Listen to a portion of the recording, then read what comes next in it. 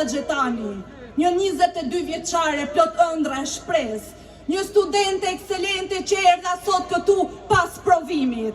Jo sepse më pëlqen rëmuja e sheqeve, por sepse ky vend e ka bërë të pamundur luksin e qetësisë.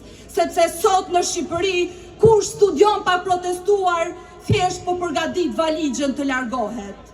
Sepse në Shqipërinë e sotme, studenti nuk ka luksin të jetoj vetëm me libra.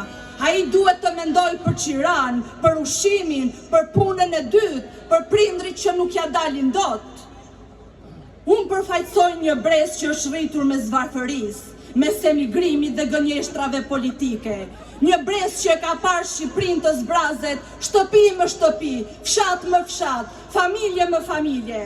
Dhe sot e them pa hezitim, kjo qeveri ka dështuar ndaj rinis, ka dështuar ndaj arsimit, ka dështuar ndaj prindërve tanë, ka dështuar ndaj pensionistëve, dhe mbi gjitha, ka dështuar ndaj Shqipërisë tonë.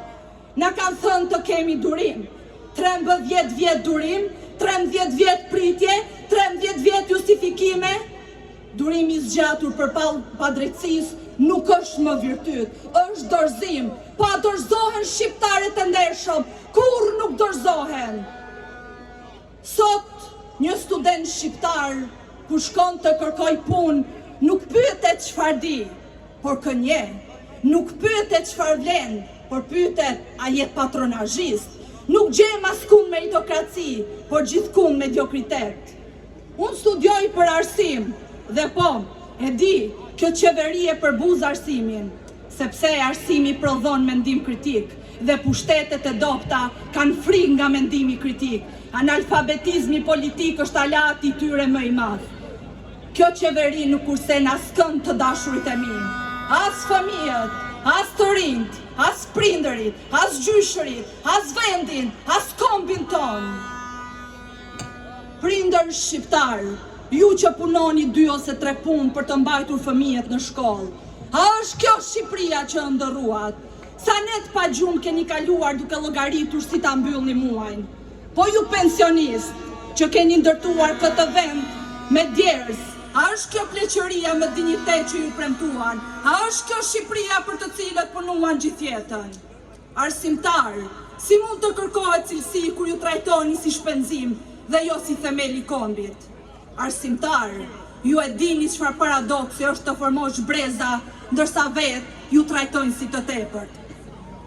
Po ne të rinjt, pse ëndra jon ka gjithmonë adresë emigrimin? Pse na mëson të studiojnë për jo të qëndrojnë? Pse na kërkojnë të duam atë për na detyrojnë ta braktisim atë? Pse pranojmë të largojmë një nga një në vend që të qëndrojmë bashkë? Sa diploma duhet të ikin nga ky vend që dikush të mbaj përgjegjësi? Deri kur do ta quajmë zgjedhje personale atë që është dështim shtetëror?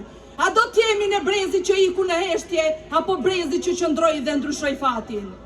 Historia nuk do të pyeti sa vjeç ishe, por çfarë bëre kur ishte radha jote? Kjo nuk është krizë, kjo është dramë kombëtare. Kemi dëgjuar na thonë, fajin e ka opozita. Po si mund ketë faj opozita kur 13 vjet nuk ka qenë në pushtet? Po, patjetër, opozita nuk është e përsosur, por varfëri nuk e shkruan opozita, emigrimi nuk e organizon opozita, shpopullimi nuk e zbaton opozita. Këto janë pasoja direkte të kësaj qeverisje. Duan të na ulin kokën, t'i falenderojnë për thërrimet, të heshtin që të mos humbim asgjë. Por, unë dua ta them qartë nga ky shesh, ne nuk jemi popull lypës, ne jemi qytetarë të një vendi që meriton drejtësi.